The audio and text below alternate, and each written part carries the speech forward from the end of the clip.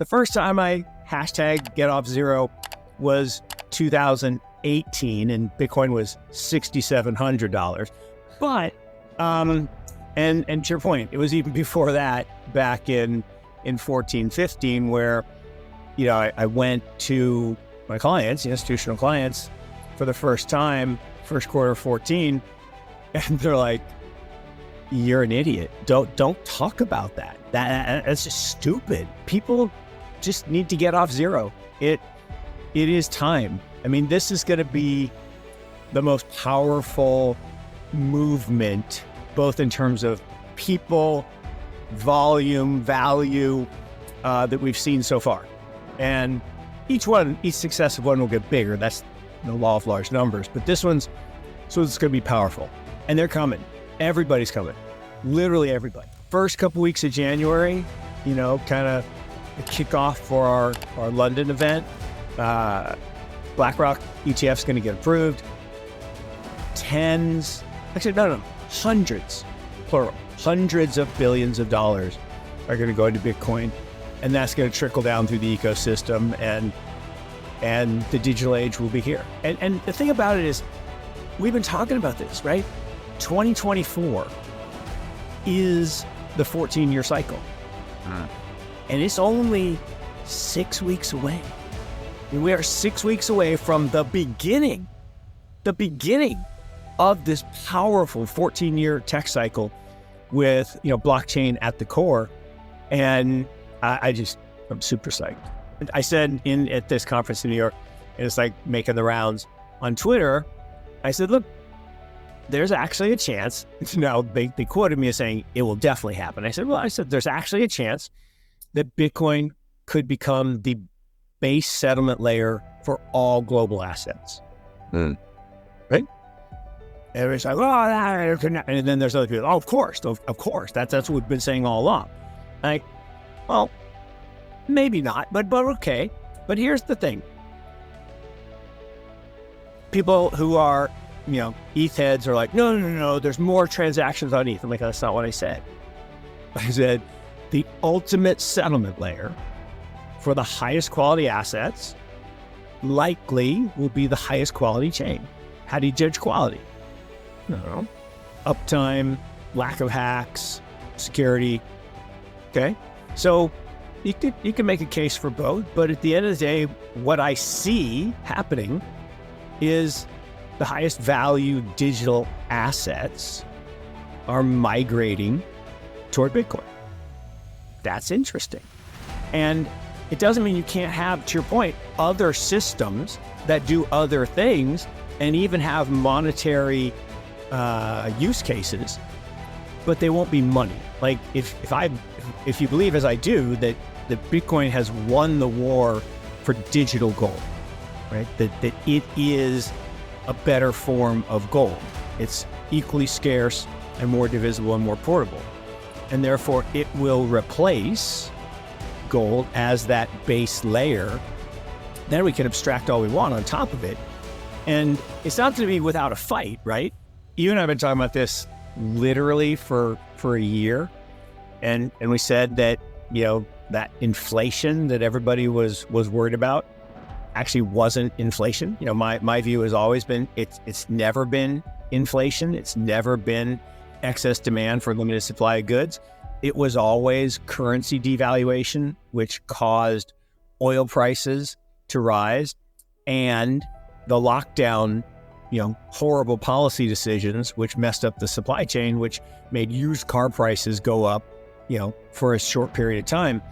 All of that is now gone the other way, and we're back to where we were. And yet the market reacts to it like it's some massive amount of good news. And, I think we're up 10% plus in November here in equity markets. Now, I'll explain why that is. And again, we talked about this a few weeks ago. It isn't inflation. It isn't anything other than the November effect, which used to be called the January effect. And it's the fact that, people sell all their bad stuff in October. When I say people, meaning the mutual funds, they have to sell before October 31st for their fiscal year, and then they have to wait 30 days to buy it back. So that's been moving, or it used to be right before October 31st, then it was like October 15th, then it was like the first couple weeks of October. And so what was happening is there was this rally, then 30 days later in first part of November, and everybody said, oh, it's the Santa Claus rally. Like, no, it's not the Santa Claus rally. It has nothing to do with Santa Claus. Santa Claus is a mythical person. But this has to do with real people buying real stocks 30 days after they sell them for tax losses. And that's what's happening, I think, in the markets. And there were a lot of people who were short, who got caught offsides, just like the Bitcoin rally. People were short and they got caught offsides. And so we got this big rally. And then they misinterpret this. We're at 3%. And Professor Plum, Mike Green, was on a clip I saw on Twitter. It was kind of funny. He's like, people do realize that 3% means prices are still rising, right? They're rising less than they were the month before and 6 months before, but they're still rising, right? I mean, people do understand that, but I guess not. I never like to disagree with Paul. With Stan Druckenmiller. He was talking to Paul Tudor Jones, but I just don't like to be on the other side of investment legends, right? But I just vehemently disagree with this whole idea that inflation's going to go to high single digits. Look, I think inflation is driven by working age population growth, and working age population growth stinks. It's headed to sub 1%. The boomers keep aging every day. 10,000 more of us turn 65. I still got a ways to go, but it's going to happen. And that I just think we're going to be much more in a deflationary environment than an inflationary environment. And the 2% number, it's just the theft target.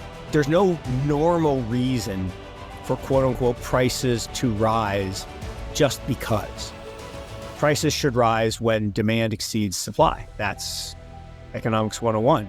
But this idea that by increasing the money supply and therefore devaluing the currency, because that's all this inflation target really is. It's a devaluation of currency target. And the big spike, and the expectations lag the reality. So these expectations weren't before the Fed printed all the money. It was after the Fed printed all the money. And then magically people were shocked, I tell you, that the prices of things and the quote unquote value of things went up. And we've talked ad nauseum about this. They didn't. My house did not get more valuable. It just didn't. The money got worse.